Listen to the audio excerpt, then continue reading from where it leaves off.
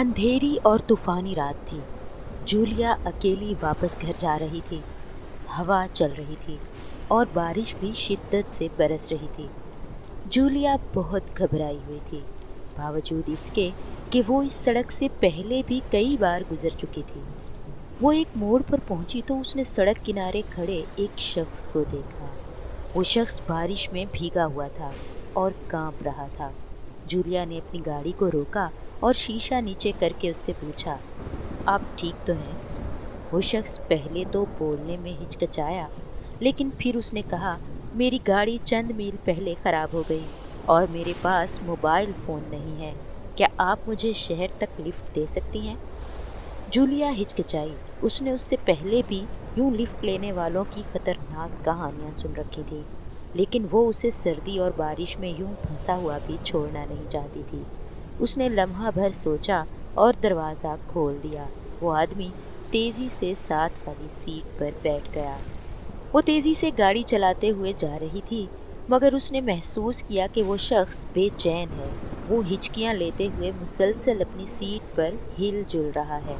उसने जूलिया से गुफ्तगू करने की कोशिश की, लेकिन जूलिया ने बातों में ज्यादा दिलचस्पी जाहिर नहीं की।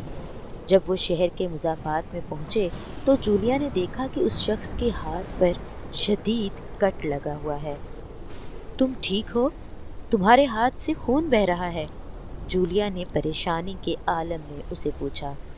आदमी ने पहले अपने हाथ की तरफ देखा और फिर जूलिया की तरफ देखा और कहा कि हाँ, मैं ठीक हूँ।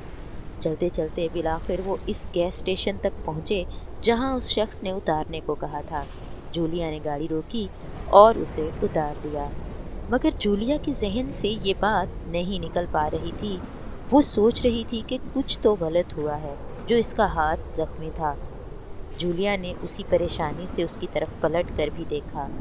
जूलिया ने अपने आप को यकीन दिलाने की कोशिश की कि ये उसका वहम है और घर वापस चली गई। लेकिन कुछ ही दिनों बाद उसने उसी इलाके में कत्ल की कई वारदातों के बारे में सुना। तमाम मुतासरीन को एक ऐसे शख्स ने अगवा किया था जो हिचकियां ले रहा था। अगवा करने के बाद उन्हें एक वीरान जगह पर ले जाकर कत्ल कर दिया करता था।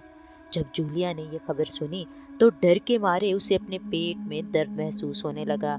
उसे यकीन होने लगा कि उस रात जिस आदमी को उसने लिफ्ट दी थी, वही आदमी ये शैतानी जराइम कर रहा है। उस दिन के बाद से जूलिया ने फिर कभी किसी को लिफ्ट नहीं दी। वो जानती थी कि यह सड़क इतनी महफूज नहीं जितनी उसे लग रही थी, और जब जब वो इस गैस स्टेशन से गुजरती वो कांप जाती थी।